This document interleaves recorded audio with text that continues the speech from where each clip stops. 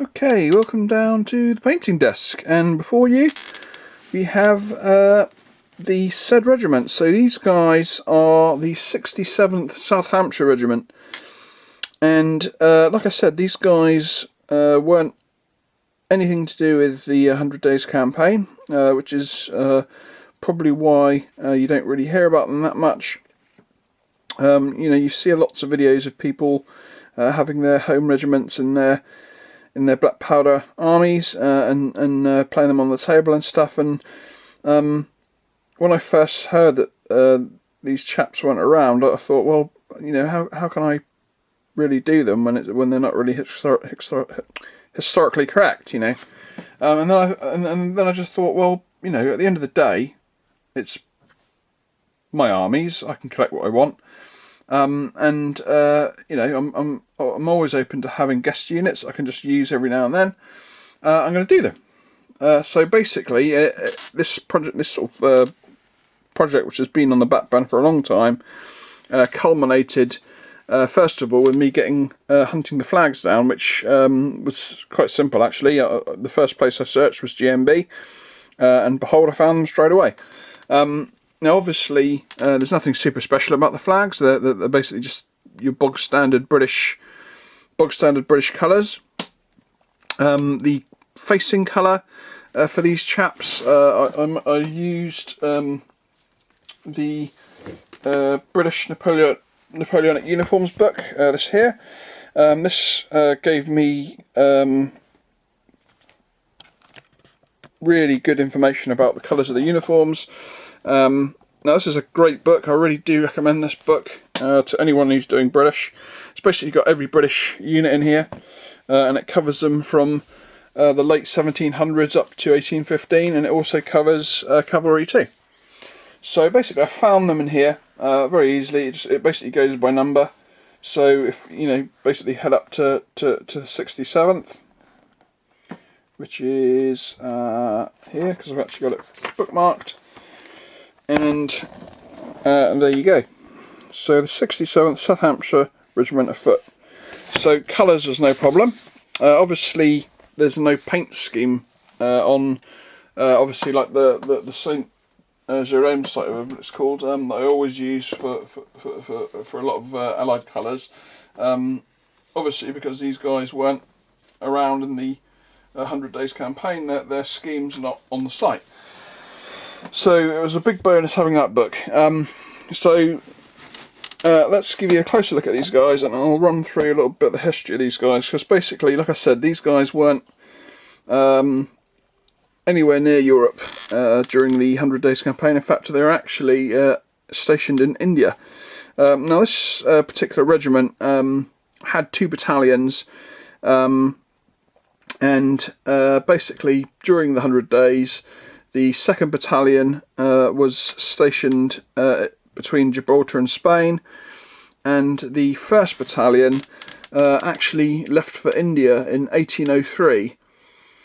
Not 1803. Yes, 1803, sorry. And they actually didn't return back to Europe until 1826, which I think was one of the longest postings in a foreign country for a particular regiment at that particular time. Now, I'm sure it's probably been broken now, but basically that long period of time allowed them to actually take the tiger into their regimental badge because of their extremely long posting to India.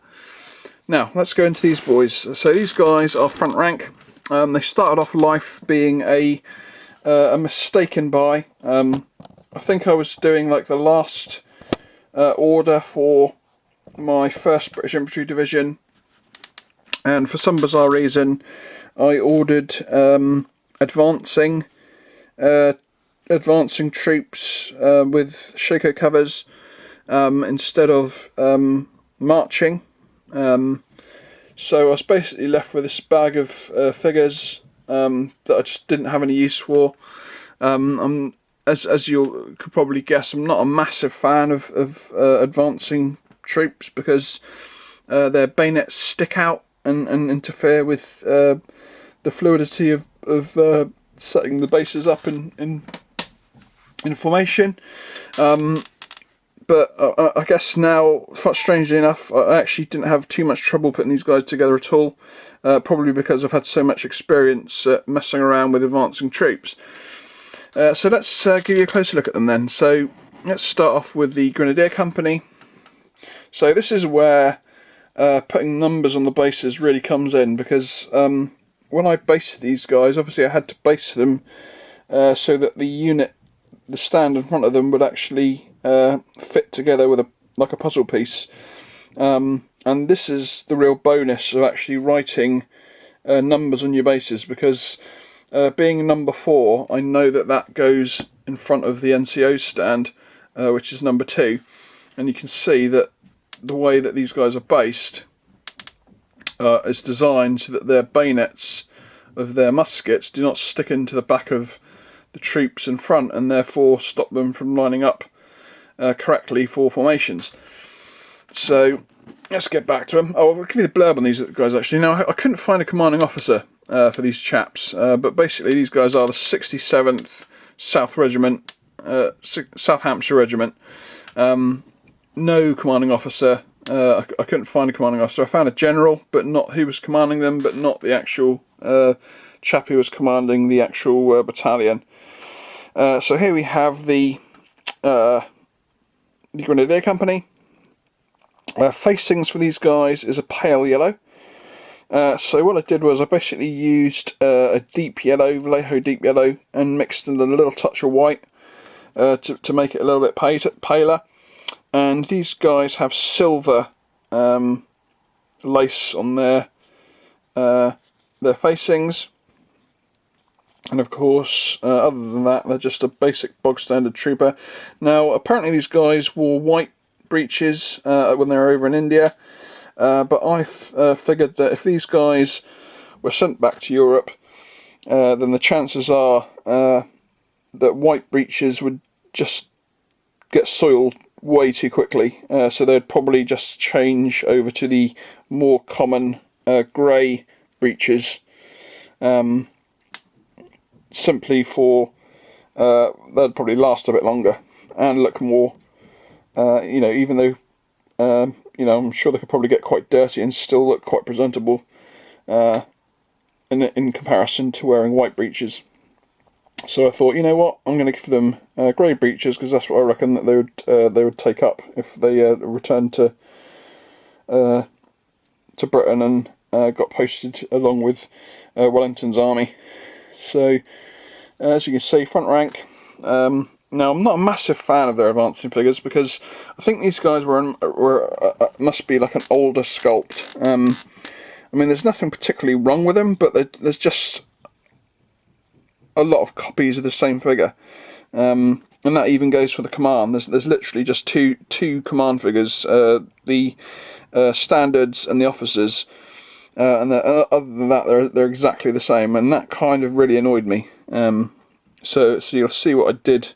I mean, obviously there's not much you can do with the colour bearers, but the officer, I actually changed up his arm position. But yeah, it's a shame compared to their other command packs and other figures that have 2 or 3 poses. These guys are basically all the same. I'm not 100% sure if all the faces are the same. There might be perhaps 2 different heads, but to me they look pretty much the same. Which is a little bit of a shame, because that's exactly what I don't like. So that is the Grenadiers Company. Then we have the rear centre. So I think that's a different head position. So there must be like perhaps 2 or 3 different heads, but they're all pretty similar. They all seem to have the same sort of haircut. They all seem to have a pretty similar face. It's just the eyes and the mouth position that kind of changes. Nothing super special really, just your bog standard British infantry really. So that is the middle company. Then we have the light company. Obviously absolutely no different to the Grenadiers really, apart from the fact that I haven't dusted the grass off their legs. doesn't matter. You know, maybe this guy's gone through some bushes and stuff and got some mud splattered up. But yeah, I mean, again, I did these guys over a week.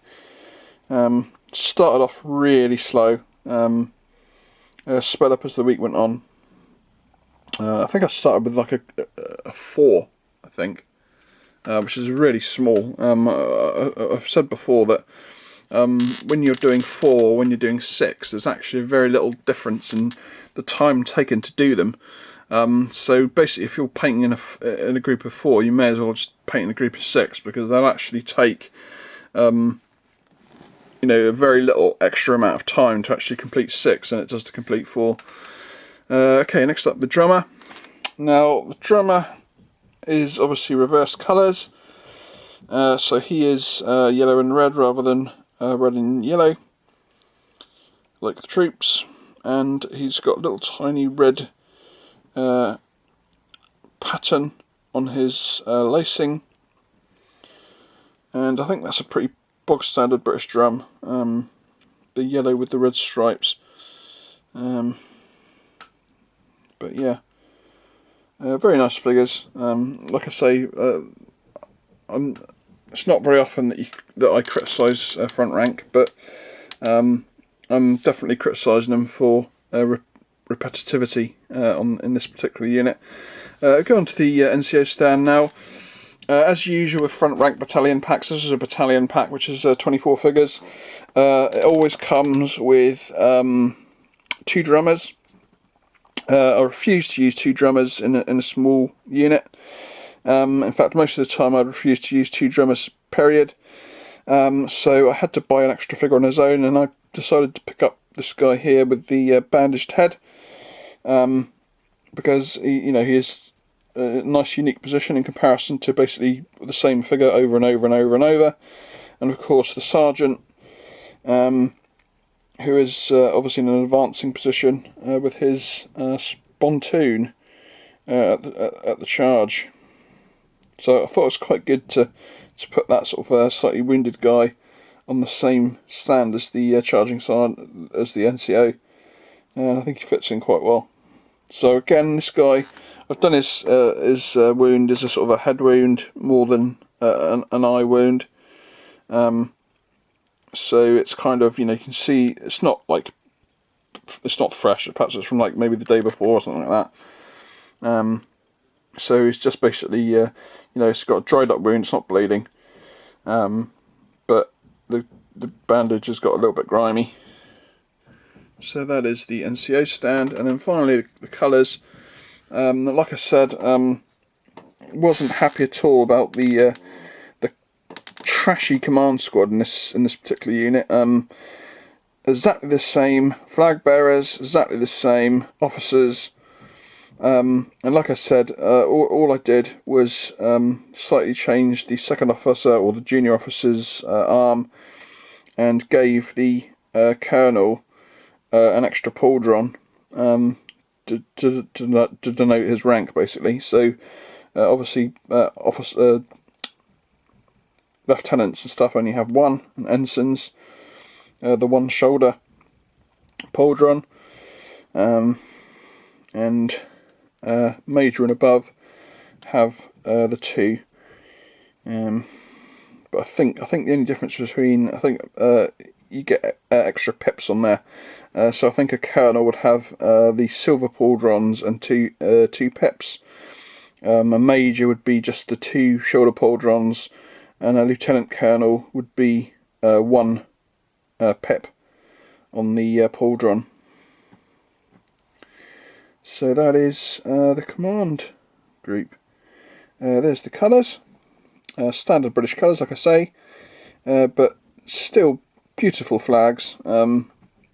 Sometimes you just can't beat GMB. Don't get me wrong, I do like flags of war as well, and obviously they're getting used extensively in my 3rd Corps project because of their brilliant fanning flags.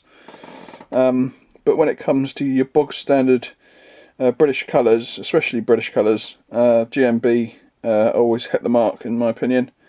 Beautiful flags. So that is the end of this video.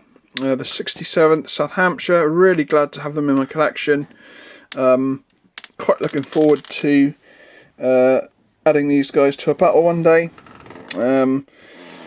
Hopefully against some element of third corps, no doubt. I hope to have, you know, when I complete my third corps project, I should have absolutely huge amounts of forces to be able to play either a really massive game with my reinforcement rules, or maybe a number of different games across, like, you know, as in, even though my table was 6x4, the battlefield would be like, you know, 3 or 4 times that size, and all the battles that are being played are kind of being played simultaneously, but at the same time they're not. They're just being played as single games or whatever. Anyway, that's that. That's the end of the video. Hope you enjoyed it. I'm probably going to take a little bit of a rest. Probably, I don't know, I normally take like 2 or 3 days rest before I start doing my projects. It all kind of depends on whether I have the motivation to cut out a battalion's worth of troops on my my war, because I think I'm going to start using my 1st battalion, which is going to be the 3rd Battalion of the Light Infantry. They're going to have, they're probably going to be Warlord, I think. Obviously I've got loads of Perrys and Warlord French built up. Probably, like I say, probably enough for maybe 6 battalions. So certainly enough to, well, way more than 6 battalions actually, to complete this part of the project, and still have plenty left to make a nice little chunk into the 2nd Division too. So anyway, that's the end of the video camera. Battery's getting low. Catch you all next time. Bye bye. Oh, and a big thank you to a whole bunch of new subscribers. They really taken me by surprise. A big thank you. Hope you enjoy the channel, and everyone else, thanks for your support, and I'll catch you all next time. Bye bye.